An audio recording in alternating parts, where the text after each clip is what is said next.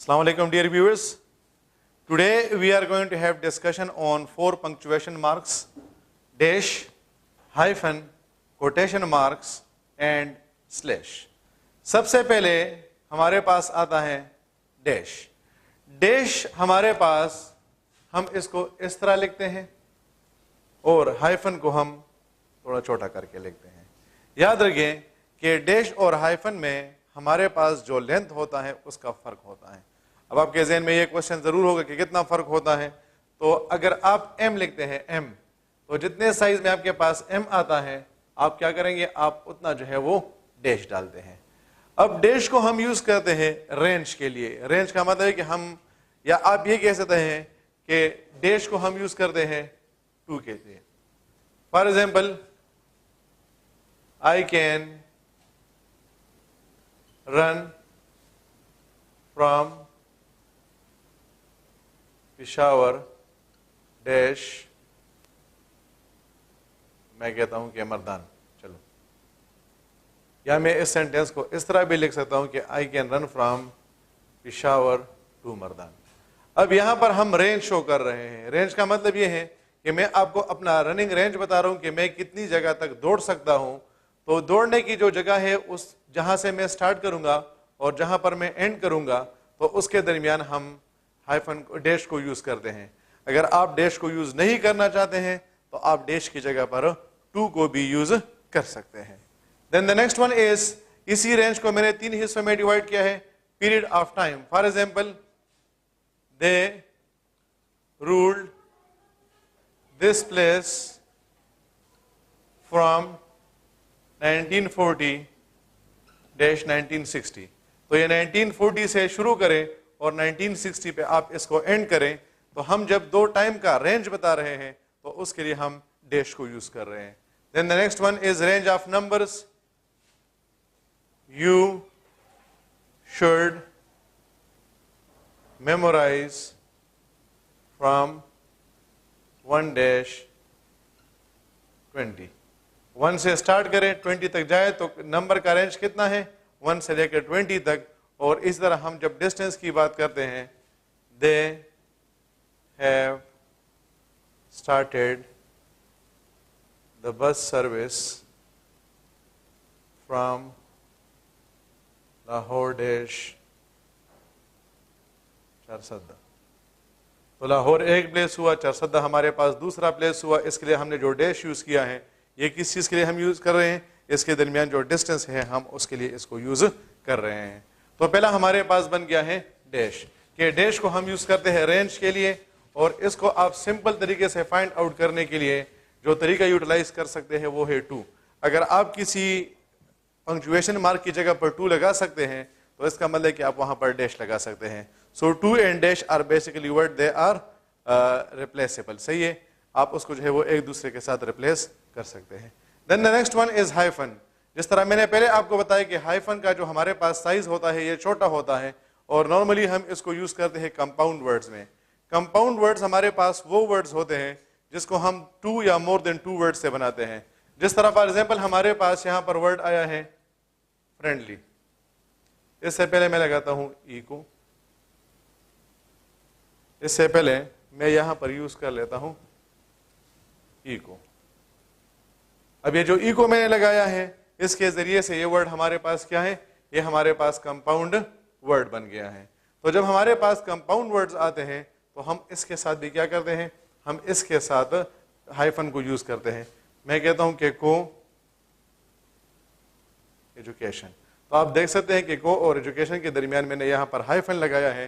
तो हम जब किसी वर्ड को या किसी नाउन को 2 वर्ड्स या मोर देन 2 वर्ड्स से बनाते हैं तो फिर हम उसके दरमियान हाइफन को यूज करते हैं. अच्छा, कुछ हमारे पास ऐसे वर्ड्स होते हैं कि हम उन 2 वर्ड्स के दरमियान प्रीपोजिशन को लगाते हैं. जिस तरह मैं कहता हूं कि कमांडर इन चीफ, मैं कहता हूं कि ब्रदर इन लॉ. तो अब जब आपके पास 2 वर्ड्स आ जाएं और उन 2 वर्ड्स के दरमियान आपके पास प्रीपोजिशन आ जाए तो फिर रूल के मुताबिक आप इससे पहले भी जो है वो क्या करेंगे, हाइफन लगाएंगे और इसके बाद भी हाइफन लगाएंगे. और इसके दरमियान ये इतना स्पेस नहीं होगा. یہ اسپیس تو میں نے صرف اور صرف اس لیے کریٹ کر لیا ہے تاکہ آپ کو اس کی سمجھ آ جائے. ادروائز آپ اس کو اس طرح لکھتے ہیں کمانڈر ان چیف. تو آپ کے پاس جب دو ایسے ورڈز آ جائیں کہ آپ ان کے درمیان پریپوزیشن کو یوز کر رہے ہیں تو پھر یہ ضروری ہے کہ آپ کیا کریں گے, آپ ان دونوں پریپوزیشنز کے درمیان, دونوں پریپوزیشن سے پہلے اور اس کے بعد بھی جو ہے وہ کیا کریں گے, آپ ہائفن کو یوز کریں گے. اچھا, نارملی ہمارے پاس اس کا جو تیسرا یوسیج ہے دیٹ از ورڈ سپلٹ.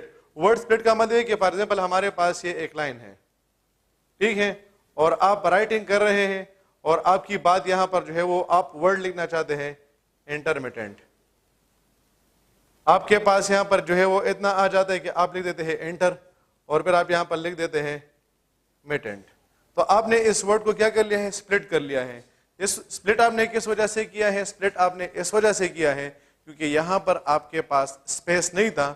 تو جب آپ کسی ورڈ کو سپلٹ کرتے ہیں تو پھر یہ ضروری ہے کہ آپ جس جگہ پر آپ نے اس کو سپلٹ کیا ہے اور جہاں پر آپ اس کو اینڈ کر رہے ہیں اس کے بعد بھی ہائفن لگائیں, اور جہاں پر آپ اس کو سٹارٹ کر رہے ہیں آپ وہاں پر بھی ہائفن کو یوز کریں.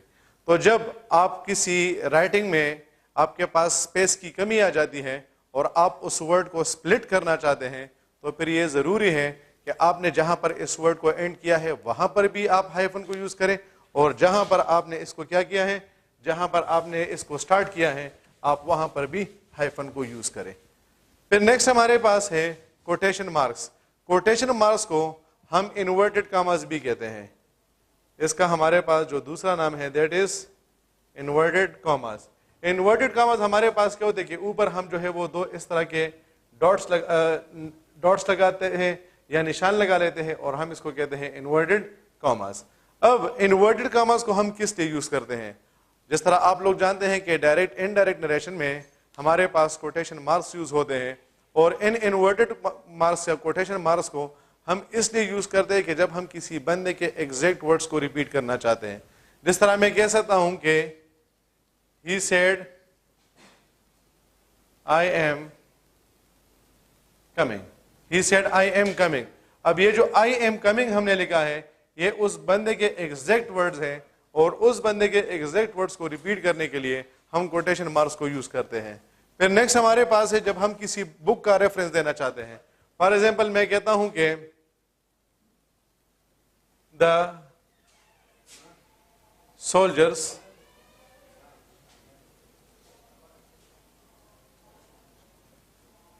is written by Feroz Shah. The soldier is written by Feroz شاہ. اب the soldier ہمارے پاس کیا, یہ ہمارے پاس ایک بک کا نیم ہے, تو آپ دیکھ سکتے کہ اس بک کے نیم کو ہم نے انورٹڈ کاماز کے اندر بند کیا ہے. پھر نیکسٹ اگر ہمارے پاس میگزین کے نیم آتے ہیں, جس طرح ہم کہتے ہیں کہ دا نیو یارک ٹائمز, اب یہ ہمارے پاس جو ہے وہ میگزین کا نام ہے از ویری انفارمیٹو. پھر ہمارے پاس اگر پوئمز آ جائیں,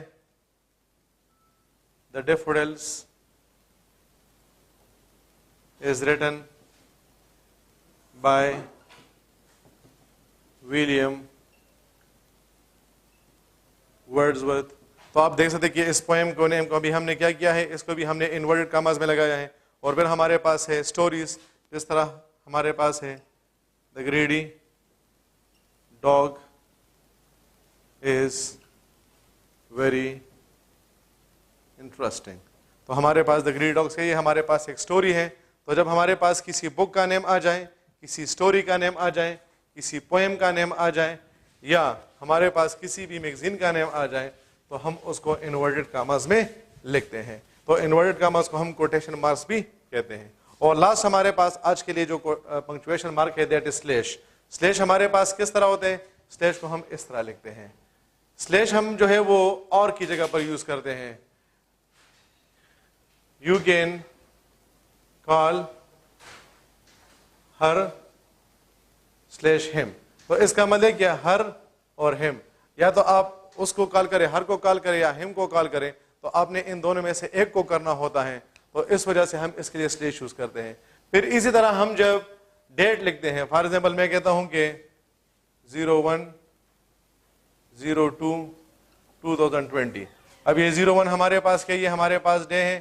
02 ہمارے پاس منتھ ہے اور 2020 ہمارے پاس یہ ایئر ہے. تو ہم جب ڈے منتھ اور ایئر کو ایک دوسرے سے سپریٹ کرنا چاہتے ہیں تو پھر ہم اس کے لیے سلیش کو یوز کرتے ہیں.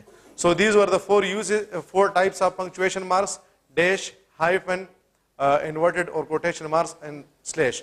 Hopefully you have understood all these points. In case of any query or question, you should feel free to ask your questions through comments. Till that time, take care of yourself. Allah Hafiz.